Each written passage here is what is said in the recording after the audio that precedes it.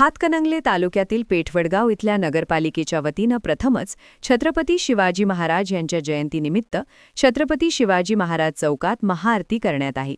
उपनगराध्यक्ष जवाहर सलगर आणि माजी पोलीस आयुक्त गुलाबराव पोळ यांच्या हस्ते छत्रपती शिवाजी महाराज यांच्या पूर्णाकृती अश्वारूढ पुतळ्यास पुष्पहार अर्पण करून वंदन करण्यात आले। त्यानंतर छत्रपती संभाजी महाराज बलिदान मासानिमित्त प्रेरणामंत्र, ध्येयमंत्र आणि शपथ घेण्यात आली।